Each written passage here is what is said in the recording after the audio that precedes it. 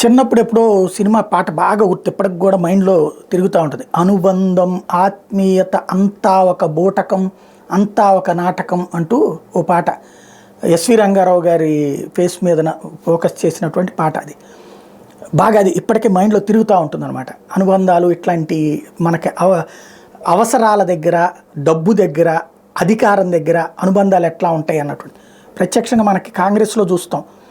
సోనియా గాంధీ, మేనకా గాంధీ ఇద్దరు ఎవరు?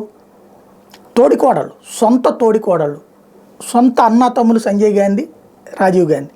కానీ పదవి పవర్ అన్నటువంటిది వాళ్ళిద్దరిని వేరు చేసింది. ఈవిడ గాంధీ గారి వారసత్వం అయితే ఆవిడ చివరికి వెళ్ళి బీజేపీలో షెల్టర్ తీసుకు బతుకుతోంది. ఇప్పుడు ఆంధ్రప్రదేశ్ రాజకీయాల్లో వైఎస్ రాజశేఖర రెడ్డి గారి కొడుకు కూతురు వేరే ఇక వాళ్ళ జీవితంలో కలిసే అవకాశం ఉండదు.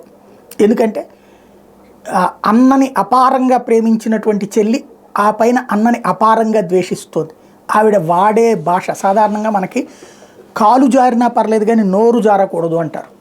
నోట్లో నుంచి మనం వాడే ప్రతి పదము కూడా అది తర్వాత కలుద్దామనుకున్న కలుక్కుమంటుంటుంది. అందులో చాలా సెన్సిటివ్ పాయింట్స్ కలిగినటువంటి మెంటాలిటీ ఉన్నటువంటి వాళ్ళే ఇద్దరు కూడా. కాబట్టి ఇంతవరకు షర్మిలని ఒక్క మాట కూడా జగన్ మాట్లాడలా, భారతి మాట్లాడలా. కానీ సజ్జలు మాట్లాడి వాళ్ళందరితో మాట్లాడిచ్చారని మాట్లాడిచ్చారు. మరి షర్మిల కూడా అట్లా కింద వాళ్ళతో మాట్లాడచ్చుగా. ఆవిడ ఎందుకు మాట్లాడుతుంది? ఆవిడ నేరుగానే అటాక్ చేస్తుంది, సునీత నేరుగానే అటాక్ చేస్తుంది. ఇక్కడ ఇక భవిష్యత్తులో వీళ్ళ బంధం ఉంటుందా? మొన్న పెళ్లి దగ్గరే తెలిపింది. నిశ్చార్థం దగ్గర దాకా కలుపుకోవడానికి జగన్ ప్రయత్నించాడు, ఆవిడికి ఇష్టం లేదు, దెన్ అయిపోయింది.